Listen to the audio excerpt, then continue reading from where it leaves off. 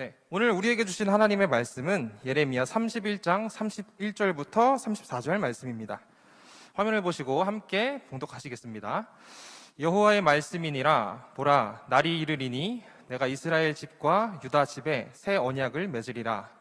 이 언약은 내가 그들의 조상들의 손을 잡고 애굽 땅에서 인도하여 내던 날에 맺은 것과 같지 아니할 것은 내가 그들의 남편이 되었어도 그들이 내 언약을 깨뜨렸음이라. 여호와의 말씀이니라. 그러나 그날 후에 내가 이스라엘 집과 맺은 언약은 이러하니 곧 내가 나의 법을 그들의 속에 두며 그들의 마음에 기록하여 나는 그들의 하나님이 되고 그들은 내 백성이 될 것이라. 여호와의 말씀이니라. 그들은 다시 각기 이웃과 형제를 가리켜 이르기를 너는 여호와를 멀리하지 말지니 이는 작은 자로부터 큰 자까지 다 나를 알기 때문이라. 내가 그들의 악행을 사하고 다시는 그 죄를 기억하지 아니하리라. 여호와의 말씀이니라. 아멘. 오늘 나의 어떠함이 아니라 당신의 그러하심으로 라는 말씀으로 전해주실 군장님은 양미향 전도사님이십니다. 큰 박수로 환영해 주시기 바랍니다.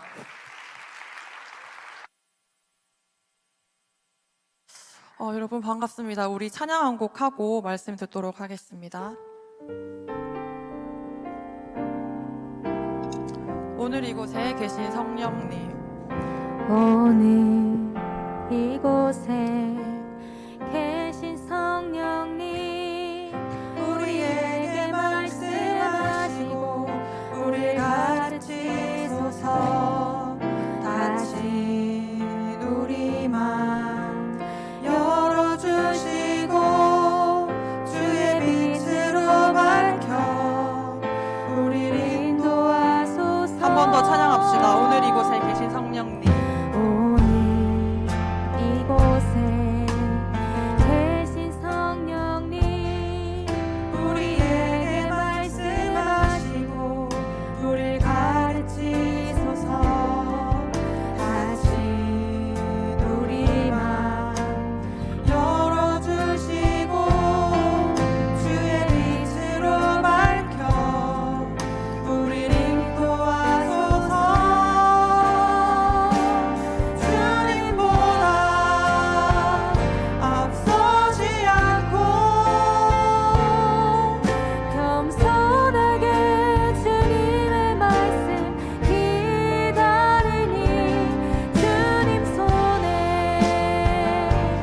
우리를 입니다. 사랑으로 인도하소서. 우리 이 시간 짧게 한번 기도했으면 좋겠습니다. 괜찮으신 분은 손을 두 손을 가슴 위에 얹고, 하나님 이 시간 찬양할 때는 항상 우리가 뜨겁게 찬양을 하는데 말씀 앞에만 서면 그 말씀이 내 말씀 같지 않을 때가 있습니다. 하나님 이 시간 이곳에 성령 하나님 계시다면 하나님 내 마음속에 찾아오셔서 하나님 이 말씀이 나의 말씀 되게 하시고 하나님 내게 어떤 말씀을 하고 싶어 하는지에 집중할 수 있도록 도와달라고 우리 한번 각자를 두고 기도했으면 좋겠습니다.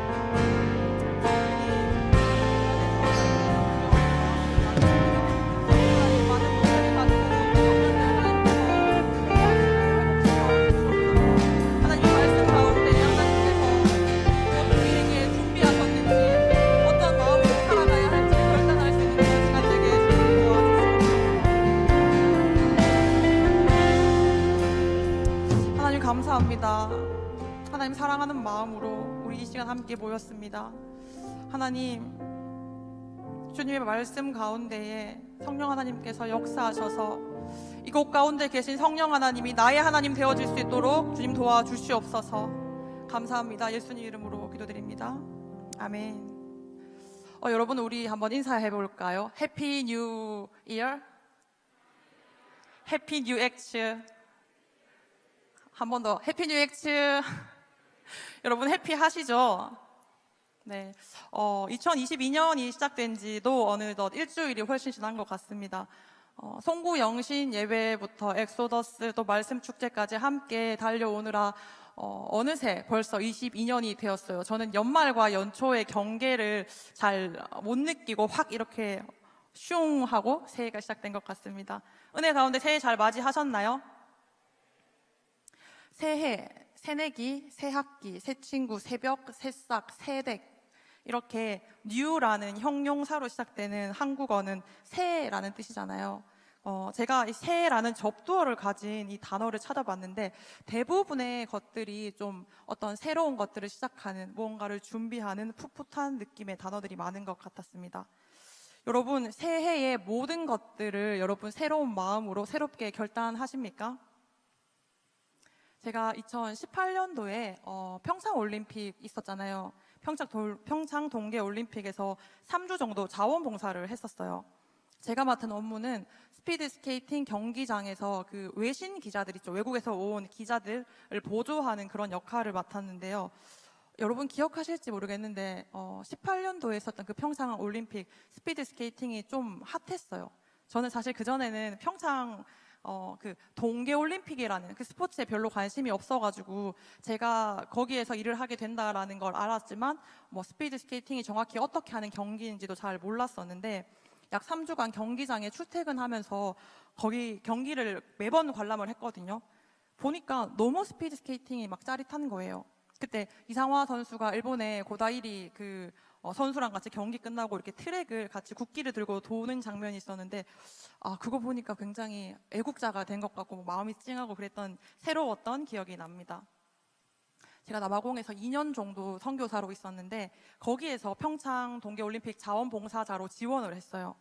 보통 지원한 사람들이 서류를 1차로 내고 나면은 서류 면접을 합격한 이후에 면접을 또 보러 가거든요. 이렇게 대면으로 면접을 보는데 그러고 나야지 이게 합격인지 아닌지 알 수 있게 되는데 나름 경쟁력 있는 대회 활동이었나 봐요. 저는 이제 남아공에 있었기 때문에 그걸 모르고 어느 날 인터넷을 하다가 인터넷에 평창 올림픽이라는 그 국제 행사를 한국에서 개최하는데 여기에서 함께할 자원봉사자를 모집한다라는 글을 보고 인터넷에서 이제 서류로 1차를 보내고 이메일로, 그리고 2차는 면접을 봐야 되는데 제가 남아공에 있었으니까 화상으로 면접을 봤어요. 지금은 당연히 여러분 코로나 때문에 줌이 너무 익숙하잖아요. 그 화상이라는 게 익숙한데 그때는 그게 너무 이제 생소할 때였거든요. 근데 저는 이제 남아공에서 시차가 있으니까 남아공에 굉장히 혼자 이렇게 방 안에 앉아가지고 이렇게 예 화면 보면서 예 막 이랬던 그러면서 결국은 합격을 해서 자원봉사자를 시작하게 되었습니다.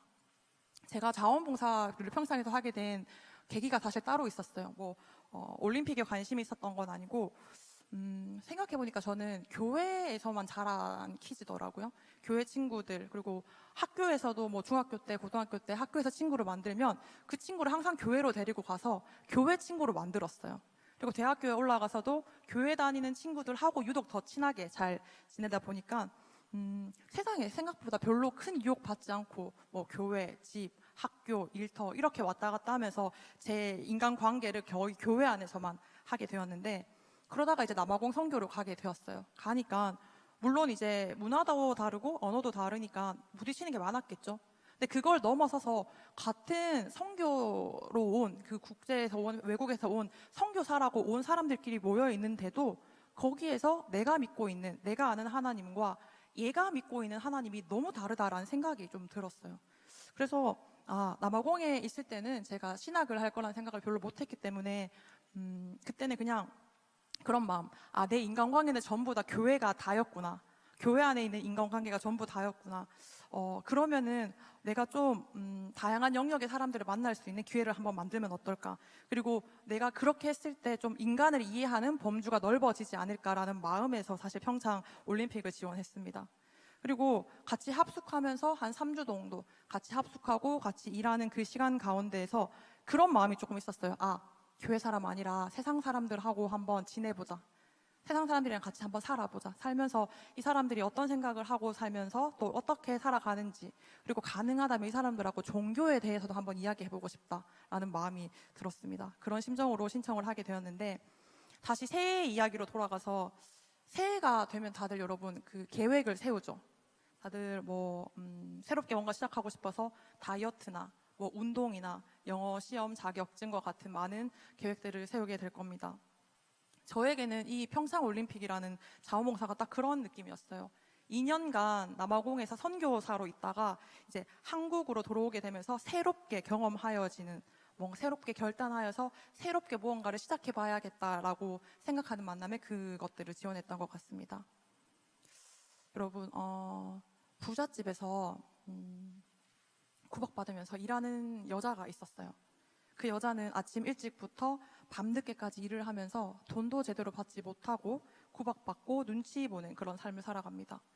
손이 부르터라 막 설거지도 하고 청소도 하고 빨래도 하는데 그곳을 떠날 수 없어요. 사람 취급받지 못하는 그곳을 떠날 수 없습니다. 왜냐하면 자신의 엄마도 거기에서 일을 그렇게 했고 그 엄마의 엄마도 그곳에서 평생을 그렇게 살았기 때문에 그게 자신이 살아가야 할 유일한 길인 줄, 인생인 줄 알았던 거죠. 그러던 어느 날 어느 남자가 등장합니다. 그 남자가 이 여자를 너무 사랑한다고 말해요. 그리고 이 남자가 그 여자를 위해서 무엇이든지 다 희생하겠다고 이야기합니다. 부잣집을 나올 생각조차 못하던 그 여자를 위해서 이 남자가 온갖 희생을 다 자처해요. 그리고 아주 큰 값을 치르고 나서야 드디어 이 여자와 함께 그 부잣집을 나오게 됩니다. 그리고 그 둘은 결혼을 해요. 살면서 우여곡절이 많았겠죠? 힘든 일이 없었던 건 아닐 거예요. 그런데 이제 시간이 지나다 보니까 이 여자는 자신이 그동안 힘들었던 과거는 잊고 남자가 주는 안락함과 그 부유함에 익숙해집니다. 둘은 너무 행복해져요. 남편은 자기가 할 수 있는 최선의 것들을 여자에게 해줍니다. 예전에 부잣집에서 막 구박받으면서 밥만 겨우 먹었던 그 시절을 여자는 생각하지도 못할 만큼 행복한 생활을 하고 있어요. 그런데 그렇게 살다 보니까 이 여자의 눈에 갑자기 옆집 남자가 보입니다. 그래서 이 남자와 한번 자볼까라는 생각을 해요. 남편 몰래 그 남자와 하룻밤을 잘 계획을 하고 그렇게 시행을 했습니다. 남편이 몰랐을까요? 알았어요. 그런데도 이 여자를 너무 사랑해서 돌아오기만 해달라. 그러면 네가 했던 그 불륜, 음란함을 그 음란한 거 관계없이 여전히 사랑해주겠다고 이야기를 해요. 근데 옆집 남자랑 자보니까 생각보다 별게 없는 거야. 그래서 그러면 내 남편에게 돌아가야겠다 하고 다시 돌아가요. 그렇게 어느 정도 잘 사는 것처럼 보이는데 어느 날은 이 여자의 눈에 윗집 남자가 또 보여요. 그 남자가 또 동침을 합니다. 이 같은 사건들을 계속해서 반복을 해요. 이런 음란하고 더러운 음행을 저지르는 아내에게 남편이 이렇게 이야기합니다. 예레미야 31장 31절 32절 함께 읽어보겠습니다. 시작. 여호와의 말씀이니라. 보라, 날이 이르리니 내가 이스라엘 집과 유다 집에 새 언약을 맺으리라. 이 언약은 내가 그들의 조상들의 손을 잡고 애굽 땅에서 인도하여 내던 날에 맺은 것과 같지 아니할 것은 내가 그들의 남편이 되었어도 그들이 내 언약을 깨뜨렸음이라. 여호와의 말씀이니라. 여러분, 성경에서는 하나님과 인간 사이의 관계를 남편과 아내로 자주 비유하곤 하잖아요. 오늘 읽었던 이 예레미야서도 출애굽 때 이스라엘 백성들과 하나님의 관계를 두고 남편을 따라서 애굽에서 나와서 광야를 지난 한 여자의 이야기로 그려지고 있습니다. 제가 좀 전에 길게 설명했었던 그 이야기, 부잣집에서 종살이 하다가 나왔던 그 여자가 바로 이 이스라엘 백성인 거죠. 애굽에서 종으로 살던 이스라엘을 하나님이 출애굽시키셨잖아요. 돈 한 푼 못 받고 인간 취급 못 받던, 그러면서 매일같이 몸이 부서져라 그렇게 일만 하던 여자를 구해내서 잘 먹고 잘 살게 했더니 이 남편의 사랑을 뒤로하고 이 여자가 했던 일은 뭡니까? 옆집 남자, 윗집 남자, 아랫집 남자와 불륜하는 바로 그러한 일이었죠. 성경이 말하는 이 불륜녀, 이 남편을 배반하니 배덕한 여자가 이스라엘 민족들, 더 나아가서는 저와 여러분이라는 말입니다. 여러분, 하나님이 천지를 창조하신 이후에 인간이 계속해서 죄를 짓잖아요. 참 많이도 죄를 지어요. 인류의 최초의 인간이었던 아담과 하와도 그 눈이 밝아진다는 말에 그 선과 악을 알게 하는 나무의 열매를 먹게 되죠. 그게 하나님이 유일하게 금했던 일인데도 그렇게 했다는 겁니다. 그 이후로는요, 동생의 제사만 받는 게 배 아파서 그 동생을 죽이는 형이 등장하고요. 그러다가 5만 가지 죄가 이 땅에 가득한 것을 하나님 보시고 한탄하셔서 이 땅을 물로써 다 쓸어버리겠다고 이야기를 하시잖아요. 그러면은 그 정도가 됐으면은 그 이후에 인간은 좀 나아야 되는 거 아닙니까? 그런데도 계속해서 끊임없이 죄를 짓는 거죠. 하나님이 애초에 요구한 것은 단 한 가지였습니다. 하나님을 사랑하라는 것이죠. 그런데 우리는 나를 너무 사랑하고 세상을 너무 사랑해서 하나님을 잠시 뒤로 밀어주는 거죠. 아까 말했던 그 부잣집에서 종살이 하던 그 여자, 남편이 있는데도 옆집 남자랑 자고, 또 남편이 용서해 줄 테니까 돌아와 달라는 말에 잠시 돌아오는 척 했다가 다시 윗집 남자와 외도하고, 그런 여자에게 우리가 그럴 수 있어, 뭐 살다 보면 그럴 수 있어, 이렇게 우리가 위로하나요? 아니죠. 분노하고 욕할 거잖아요. 부부의 언약을 한 번도 아니라 이렇게 수도 없이 깨트린 음란하고 더러운 쓰레기 같은 여자라고 분명히 욕할 겁니다. 절대 불쌍하게 여기지 않을 거예요. 그런데 여러분, 우리는 이 여자와 별반 다르지 않지 않나요? 우리가 이 여자보다 나은 게 뭐가 있을까요? 하나님보다 더 사랑하는 게 죄라고 성경이 분명히 이야기하는데, 그런데 우리는 하나님 외에 다른 것에 한눈 팔잖아요. 회개하는 척 하지만 이내 다시 세상을 돌아보게 되죠. 그러면서 뻔뻔하게 하나님 사랑합니다 이렇게 이야기하죠. 우리에게 하나님을 사랑한다라고 말할 수 있는 그 자격이 있을까요? 우린 정말로 하나님께 사랑받을 자격이 있는 자일까요? 2020년 3월에 JTBC에서 그 부부의 세계라는 드라마 방영했잖아요. 혹시 보신 분 있어요? 보신 분들 다들 그 시간대 다 예배 드리셨죠? 네. 그때 김희애 씨가 연기했던 주인공 지선우의 세상이 완벽했다라고 생각하는데, 그 완벽했던 세상이 남편의 불륜으로 한순간에 깨어집니다. 저는 이 드라마가 거의 종영할 때쯤 봤기 때문에 하도 주변에서 막 부부의 세계에 대한 얘기를 진짜 많이 하는 거예요. 그래서 없는 시간 막 쪼개서 보기 시작했는데, 남편 이태호가 자신의 불륜을 들키고 아내에게 했던 얘기가 진짜 소름 돋아요. 사랑에 빠진 게 죄는 아니잖아, 뭐 이렇게 얘기를 해요. 네, 제가 연습해봤는데 안 되더라고요, 항상 이게.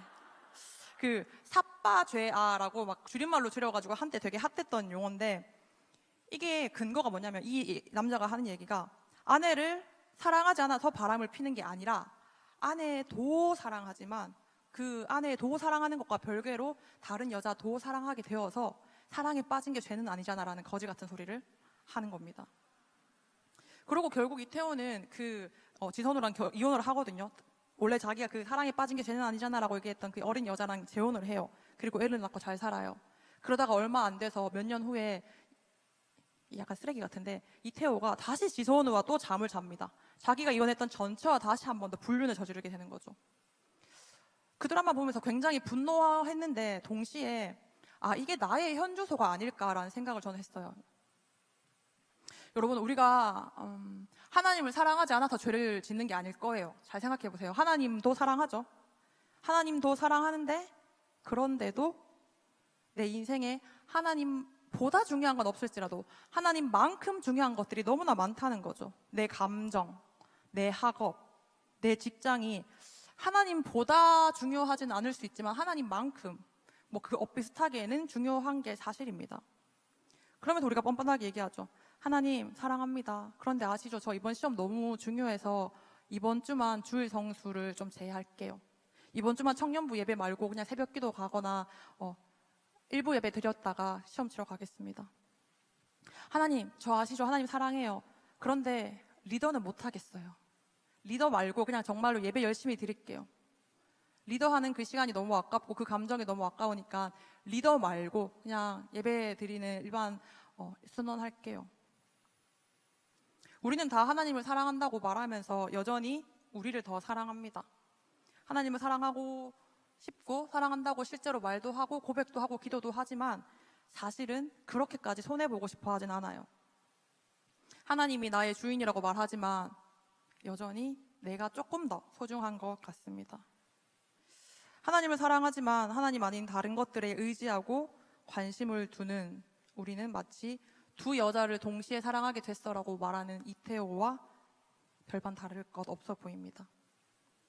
성경은 이런 우리를 두고 남편을 옆에 두고도 여러 남자와 가늠한 여인이라고 말하는 거죠. 정확한 표현이겠죠. 하나님을 믿는다고 고백하지만 여전히 바람피고 외도하고 불륜을 저지르는 답도 없는 그런 음행한 존재가 바로 우리의 모습입니다.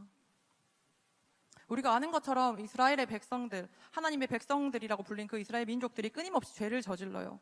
그래서 그들과 하나님 사이에 있던 그 언약이 깨집니다. 아니 뭐 사실은 아담 이래 모든 인간이 항상 하나님께 불순종해왔고 그 죄의 결과로 우리에게 저주가 나타났죠. 바로 죽음, 사망입니다. 우리가 아무리 노력한다 한들 우리는 이 죽음의 영역에서 해결될 수 없는 존재죠. 그 육체적인 죽음뿐만 아니라 하나님과 나 사이에 있던 이 영적인 관계, 영적인 단절, 영적인 죽음까지도 맞이하게 된 거죠. 그런데 이렇게 죽음밖에 없던 우리 인생에 하나님께서 새 언약을 약속해 주셨다고 오늘 말씀 이야기합니다. 정확히는 죄 짓지 않을 능력이 상실되는 우리에게 그렇게 수시로 죄를 짓고 수시로 그 언약을 깨트리는 우리를 위해서 하나님이 직접 체결하신 언약이 있어요. 그 새 언약이 무엇인지 예레미야 31장 33절 함께 보겠습니다. 같이 읽을게요. 시작. 그러나 그날 후에 내가 이스라엘 집과 맺을 언약은 이러하니 곧 내가 나의 법을 그들의 속에 두며 그들의 마음에 기록하여 나는 그들의 하나님이 되고 그들은 내 백성이 될 것이라. 여호와의 말씀이니라. 아멘. 출애굽기 32장에 보면 여러분 모세가 언약을 받기 위해서 시내산에 오르는 장면 혹시 기억나십니까? 그때 모세가 시내산에 올라가서 언약을 받고 있을 때 이스라엘 백성이 그 시내산 아래에서 무엇을 하고 있었죠? 자신을 애굽에서 구원했던 모세가 지금 보이지 않잖아요. 시내산 올라갔으니까. 그리고 하나님에 대해서도 얘기는 들었지만 하나님은 눈에 보이지 않잖아요. 그러니까 자기들이 가지고 있던 금을 모아가지고 그걸로 금송아지 형상을 만들기 시작합니다. 그리고 거기에 대고 예배를 막 드려요. 우리가 예배 드릴 때 막 춤추고 막 찬양하고 막 그러잖아요. 그런 것처럼 그 금송아지를 갖다 놓고 우리가 막 얘네가 막 예배를 드리고 있는 거예요. 막 좋다고 찬양하고 뛰면서 막 절도 하고 그러고 있는 거예요. 한번 상상해 볼까요? 모세가 시내산에서 언약을 받고 막 신나서 내려왔을 거잖아요. 와, 드디어 우리에게도 언약이 생겼다. 이 백성들에게 이 돌판을 보여줘야겠다고 막 신나서 내려오고 있었을 건데 내려오다 보니까 이스라엘 백성들이 그 밑에서 뭘 하고 있어요? 금송아지 만들어 놓고 거기 절하고 춤추고 뭐 예배하고 제사 드리고 있는 거잖아요. 그래서 열받은 모세가 이 돌판을 던져버려요. 그래서 그 돌판을 깨트려 버립니다. 다 알고 있는 말씀이죠. 이것이 쉽게 말하면 아까 성경에서 말했던 옛 언약인 거예요. 이 언약은 좁은 의미에서는 여러분 십계명이고요. 넓은 의미에서는 구약이 말하는 모든 약속들이거든요. 뭐 학자들에 따라 613개 정도라고 이야기를 하는데 모세가 그 언약을 대표하는 돌판을 던져서 깨트려 버립니다. 돌판에 새겨진 언약은 이렇게 깨질 수가 있죠. 그리고 그뿐만 아니라 이후에 파피루스나 또 두루마리에 기록된 것들도 전부 다 잃어버리게 되고 불태워지게 된다는 이야기를 하거든요. 이런 언약들이 쉽게 깨어질 수 있는데 하나님이 이번에 새로 맺은 이 새 언약은요, 돌판이 아니라 이곳에 기록되어져 있다고 합니다. 함께 읽어볼게요. 31장 33절 말씀입니다. 시작. 곧 내가 나의 법을 그들의 속에 두어 그들의 마음에 기록하여. 아멘. 돌판은 깨질 수 있습니다. 근데 두루마리나 뭐 파피루스 같은 것도 불태워질 수 있고 물에 젖을 수 있고 또 누가 훔쳐가 뭐 없어질 수도 있잖아요. 역사적으로 그래왔다라는 기록들도 많고요. 그래서 오늘 이 말씀에 보면은 이 언약이 우리 마음에 기록되어졌다고 합니다. 여러분 원래 언약이라는 게 조건성을 띠고 있거든요. 결혼을 했는데 혼자 살 때처럼 집에 들어가자마자 양말 그냥 벗어놓고 바지 그냥 벗어놓고 막 이렇게 그러면 어때요? 부부싸움 나겠죠. 적어도 결혼을 했으면은 뭐 분리수거 누가 할 건지 설거지 누가 할 건지 이런 어느 정도의 얘기들을 해야 되잖아요. 일련의 약속들이 필요한데 이 결혼이란 언약도 마찬가지잖아요. 러시아의 대문호 톨스토이가 결혼을 두고 이렇게 이야기합니다. 결혼도 역시 일반 약속과 마찬가지로 성을 달리하는 두 사람, 즉 나와 당신 사이에서만 아이를 낳자는 계약이다. 이 계약을 지키지 않는 것은 기만이요 배신이요 죄악이다. 자막이 안 나오네요. 원래 우리에게도 이런 조건들이 필요했거든요. 하나님과 이스라엘 사이에서 맺어진 그 언약은요, 분명히 이런 조건이 필요했어요. 통상적으로 학자들이 613개라고 말하는 그 언약을 모두 지켜야 할 의무가 원래는 이 조건 안에 있었다는 겁니다. 그리고 이 계약을 지키지 않는 것은 기만이요 배신이요 죄악인 거죠. 레위기 26장에 보면 너희가 내 규례와 계명을 준행하면 내가 너희와 함께한 언약을 이행하겠지만 너희가 이 명령을 준행하지 않으면 재앙을 내리겠다라고 이야기해요. 여러분, 우리가 600개 넘는 이 계명들을 지킬 수 있습니까? 지켜낼 수 있어요. 10계명은 지켜요, 우리 사실. 10계명도 지키기 힘들죠. 근데 600개가 넘는 이 계명들 너무나 지키기 어려운 게 사실입니다. 그래서 오늘 하나님께서 맺은 이 언약은, 이 새 언약은요, 우리 마음판에 새겨진 이 언약은요, 이 언약을 체결한 주체가 따로 있어요. 고린도전서 11장 24절부터 26절까지 한번 같이 읽어볼까요? 시작.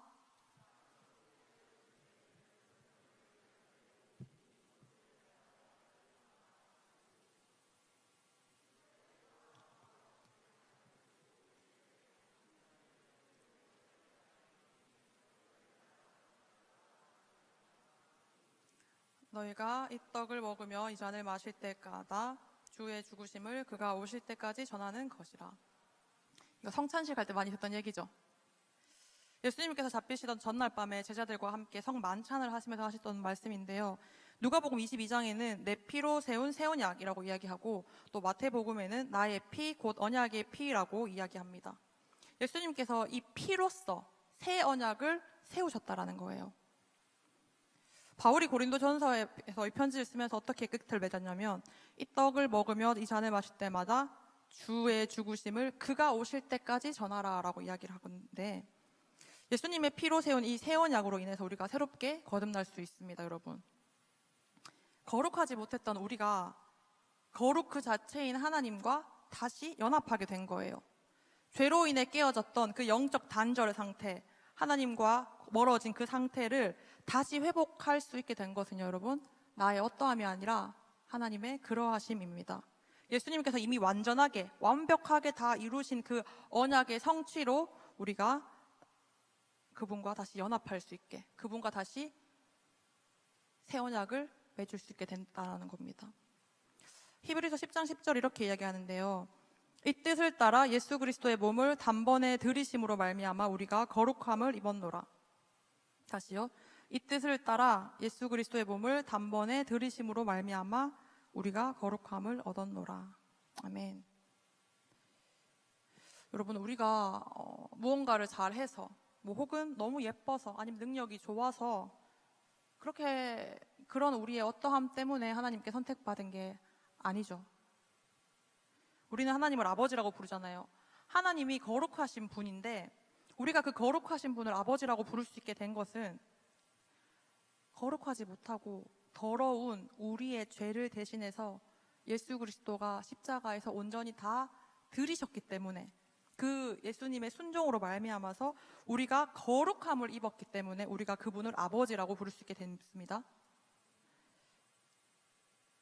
나의 어떠함이 아니라, 나의 능력이 아니라, 나의 성취가 아니라, 나의 재능이 아니라 하나님께서 예수님을 통해서 이미 이루신 그 언약의 성취로 인해서 우리가 구원받게 된 줄 믿습니다. 아멘.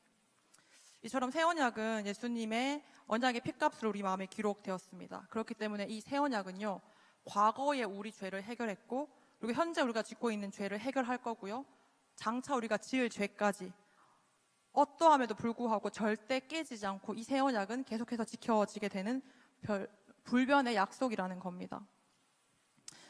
여러분, 우리가 우리의 어떠함에 포커스를 맞추지 않았으면 좋겠습니다. 우리는 솔직히 어차피 소망이 없어요. 어차피 우린 자격이 없어요. 내가 나를 돌아봐도 좌절밖에 없잖아요. 실망밖에 없잖아요. 여러분 스스로 생각했을 때 여러분이 그럴듯하게 살아가고 있나요? 우리의 시선을 내가 아니라 하나님께 돌릴 때에, 나의 어떠함이 아니라 하나님의 그러하심에 내 시선을 맞출 때, 그때 하나님이 일하실 줄 믿습니다. 그때 우리에게도 소망이 있습니다. 말씀을 정리합니다. 여러분, 이 시간 우리의 우선순위를 한번 생각해 봤으면 좋겠어요. 하나님의 1등, 뭐 애인이 2등, 직장이 3등인가요? 아니면 뭐 하나님의 1등, 가족이 2등, 학업이 3등인가요? 여러분, 아닙니다. 하나님이 내 인생의 우선순위 1등에 두는 걸로 만족해서는 안 돼요. 하나님만 그 우선순위에 두어야 한다는 겁니다. 무슨 말이냐면, 마라톤이나 달리기 경주할 때 출발선상에 이렇게 여러 명의 선수들을 세우잖아요. 그리고 준비, 출발! 이렇게 외치면 가장 먼저 그 터널을 돌아서 돌아온 사람이 1등, 그 다음 사람이 2등, 그 다음 사람이 3등, 이렇게 우리가 순위를 측정하잖아요. 그런데 우리가 꼭 착각하는 게 바로 이 지점이에요. 그 레이스 위에 하나님만 1번으로 들어오게 하고, 그 다음 순위에 내가 그 다음으로 중요한 것들을 둔다고 만족해서 안 됩니다. 왜냐면요, 여러분, 1등이 항상 1등을 하는 게 아니거든요.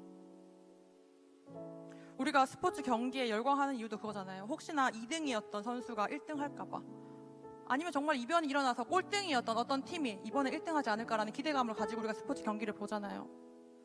그런데 왜 1등이 바뀔 수도 있는 그 여러분의 인생 트랙 위에 하나님 말고 다른 걸 두냐는 거예요.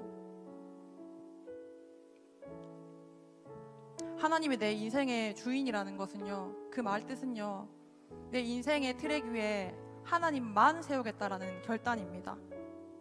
그 위에 하나님 이외의 것들은 아무것도 두지 않겠다라는 결심이에요. 하나님 내 인생의 주인이십니다라는 그 고백은요, 다른 우선순위가 그분의 자리를 침범할 수 있는 어떤 가능성도 열어두지 않겠다라는 바로 그러한 결단인 겁니다. 하나님이 1등, 돈이 2등이 아니라 하나님만 내 인생 트랙 위에 세워야 되는 겁니다. 그래서 때로 내가 약해져도, 때로 내가 흔들릴지라도, 비틀거릴지언정 그 경기의 최종 승자가 반드시 하나님 밖에 없어야 한다라는 그 말입니다. 오늘 이 시간 하나님만이 내 인생을 주관하도록 작정합시다. 너무 좋잖아요. 이제 새해 첫 홀세니까. 나의 어떠함으로 인해서 하나님의 관계가 이루어지는 것이 아니라 하나님이 이미 이루신 것들을 믿고 그것들을 바라보면서 하나님의 그러하심으로 내가 그분의 자녀가 된 줄을 믿습니다. 아멘. 우리 지금 함께 찬양하면서 기도할 건데요, 가사를 좀 생각하면서 하나님의 마음을 느꼈으면 좋겠어요. 함께 찬양하겠습니다. 내 백성이 나를 떠나, 내 백성이 나를 떠나 아멘. 돌아섰지만 내 사랑이 내 백성을 포기 못하니 내 모든 것 내어주고 나 그들을 얻으리라. 여호와께 돌아가자. 우린 돌아서도 그는 변치 않네. 여호와께 돌아가자.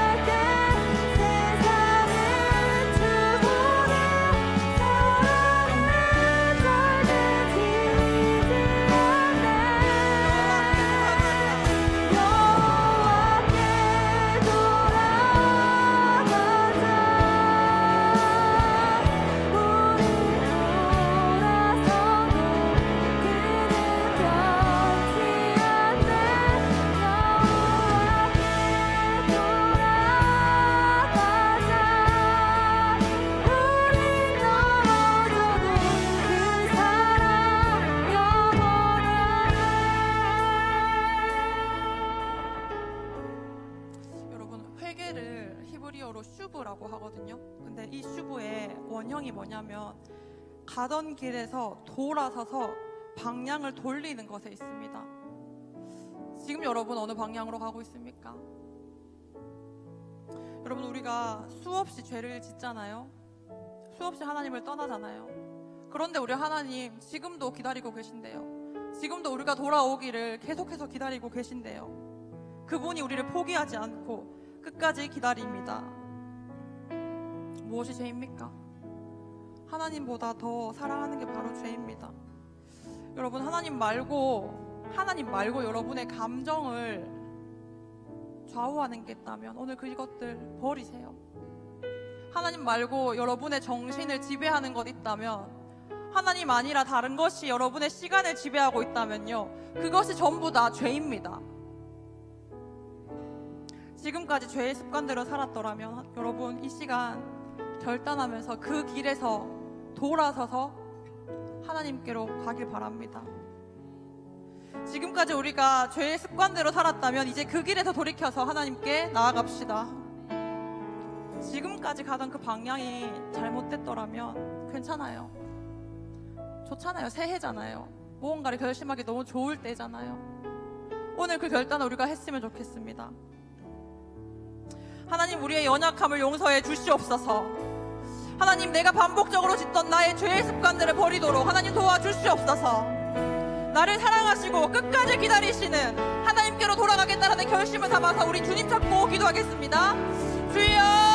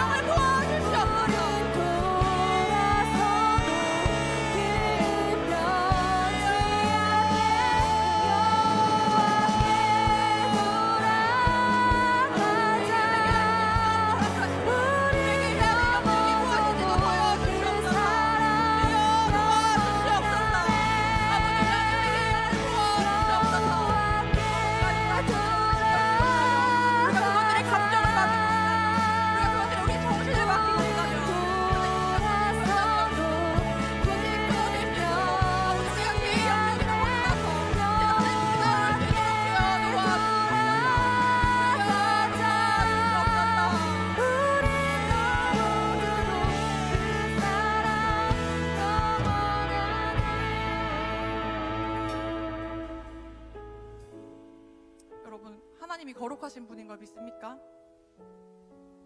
거룩하신 그분이 거룩하지 않은 우리와 그 관계를 회복하고 싶어 하십니다. 내가 거룩해서 하나님의 자녀가 되는 것이 아니라 나의 어떠함과는 무관하게 내 죄를 대신해서 이미 십자가에서 그 모든 것들을 해결하신 그분이 우리에게 거룩을 주셨습니다. 요한복음 1장 12절에서 영접하는 자 곧 그 이름을 믿는 자들에게는 하나님의 자녀가 되는 권세를 주신다고 말씀하셨습니다. 여러분, 믿는 자들에게 하나님의 자녀가 되는 권세를 주신대요. 오늘 이 시간 한 번 더 기도할 때 내가 하나님의 자녀임을 선포합시다.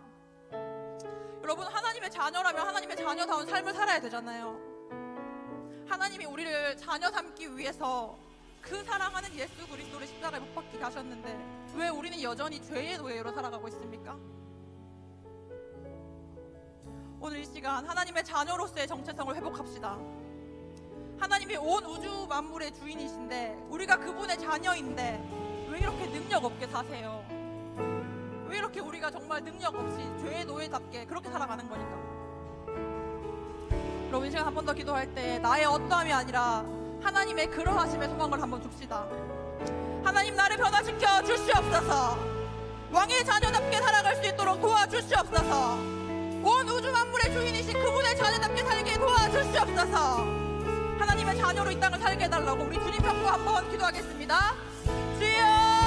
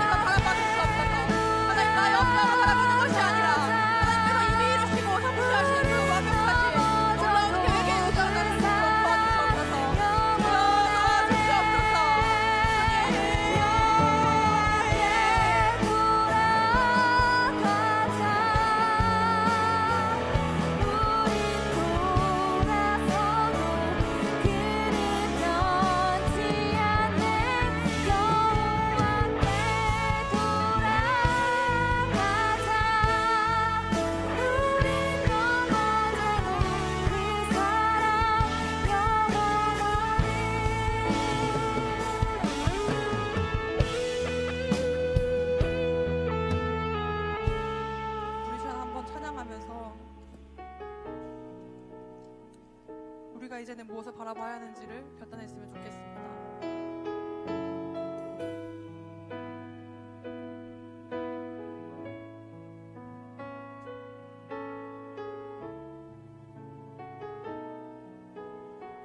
내게로부터 눈을 들어 내게로부터 눈을 들어 주를 보기 시작할 때 주의 일을 보겠네. 내 작은 마음 돌이키사 하늘에 꿈꾸게 하네. 아멘. 주님을 볼 때 아멘. 성령이 나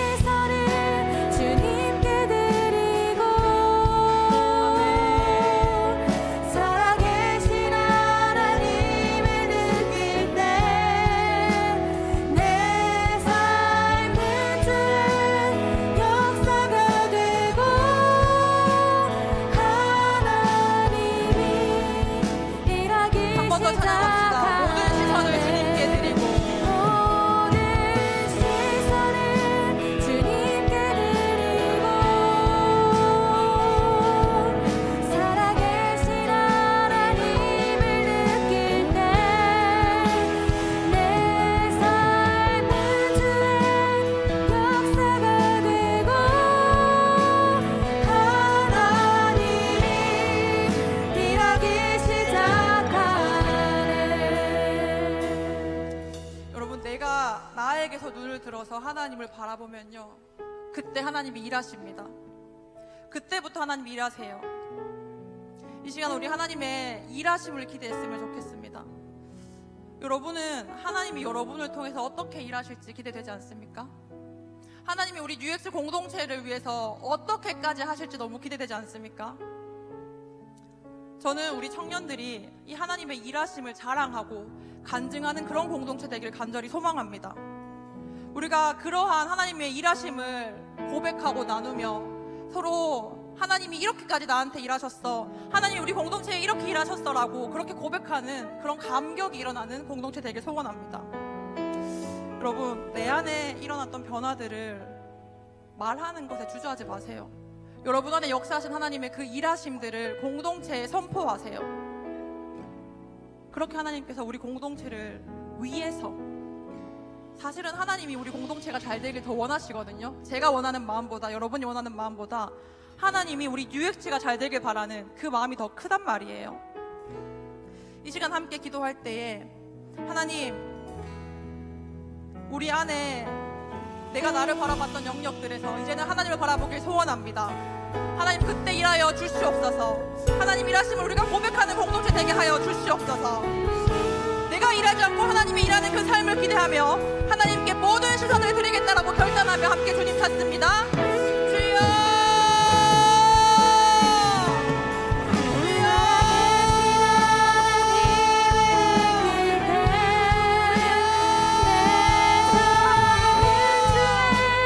역사가 되고 하나님이 일하기 시작하네. 모든 시선을 주님께 드리고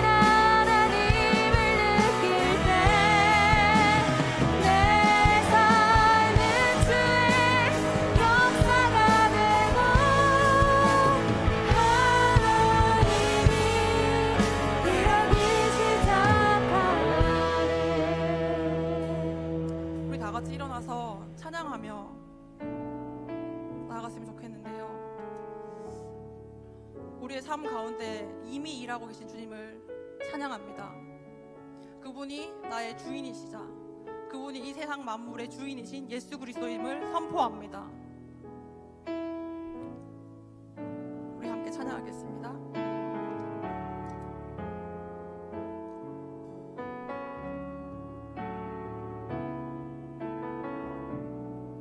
그분이 어떤 분이냐면요, 슬픈 마음 있는 자, 슬픈 마음이 있는 자, 몸과 영혼 병든 자, 몸과 영혼 병든 자, 누구든지 부르시오.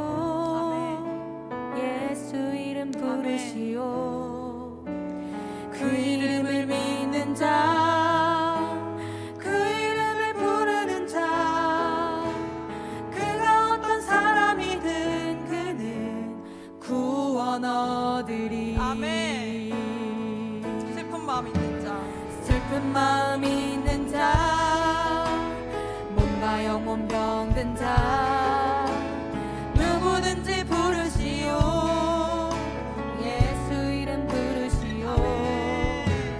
그 이름을 믿는 자, 그 이름을 부르는 자, 그가 어떤 사람이든 그는 구원 얻으리. 아멘, 아멘.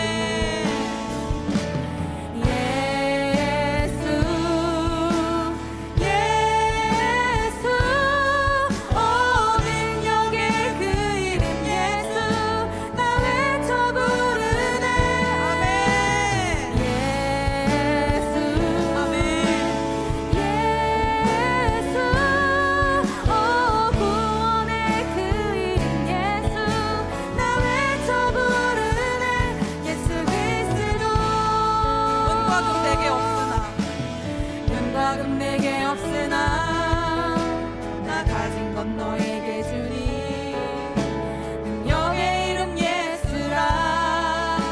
그 이름을 붙드시오. 그 이름을 믿는 자, 그 이름을 외치는 자, 그가 어떤 사람이든 그는 주의 영광 보리라.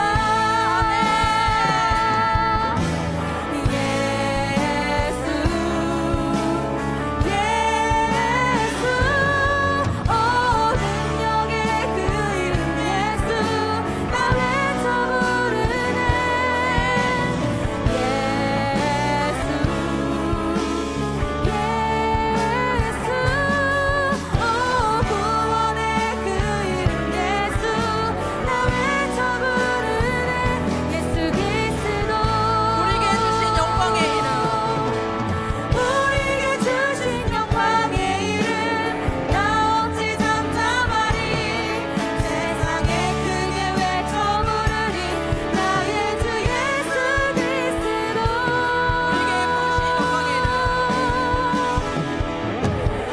예수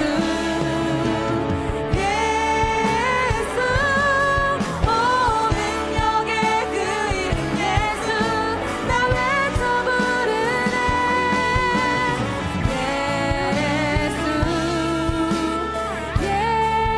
예수 구원의 그 이름 예수 나 외쳐 부르네. 예수 그리스도. 이 시간 우리 두 손을 높이 들고 마지막으로 한번 기도했으면 좋겠습니다. 하나님, 단절된 하나님과의 나의 관계를 예수 그리스도의 이름이 회복하셨습니다. 하나님, 이제는 그 이름으로 나아가기를 소원합니다. 하나님, 이제는 나의 어떠함이 아니라, 나의 찌질함이 아니라 하나님이 이미 이루어 놓으신 그 완벽하신 구원을 바라보며 나아갑니다. 주님, 우리가 이 땅 가운데 살아갈 때, 특별히 한 주간 살아갈 때 그 삶의 영역에서 예수 그리스도의 이름을 부를 수 있는 우리 뉴여친에게 도와주시옵소서. 우리 그렇게 서로를 위해서 또 자기 자신을 파송하며 한번 기도하겠습니다. 주님 찾습니다. 주여! 능력의 그 이름 예수 나 외쳐 부르네.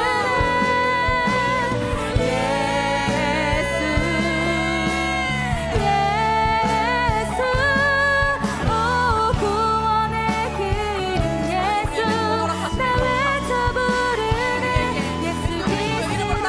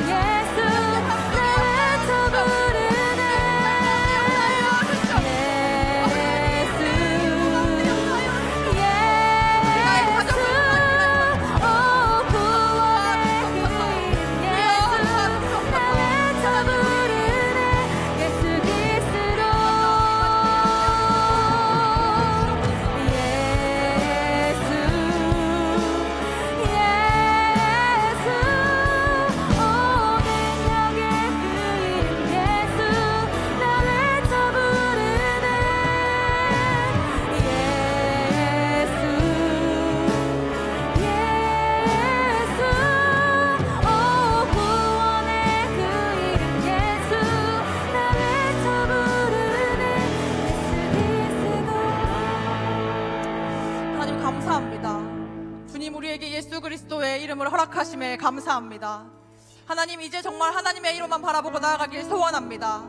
하나님, 우리 공동체에 이미 일하신, 이미 일하고 시작하신, 이미 일을 시작하신 그분을 우리가 바라보고 나아갑니다.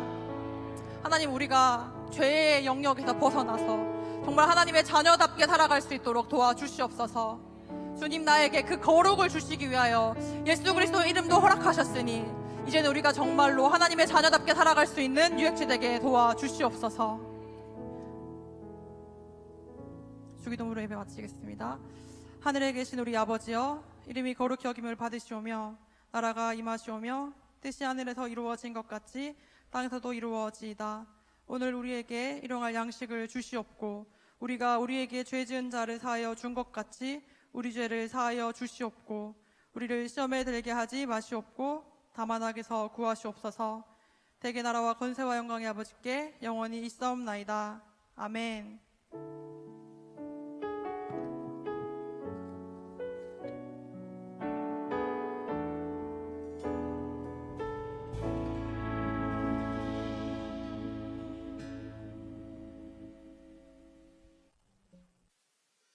높이 계신 주님께 우리 여기 모인 이유, 우리 마음 모아 주님을 높이는 것. 높이 계신 주님께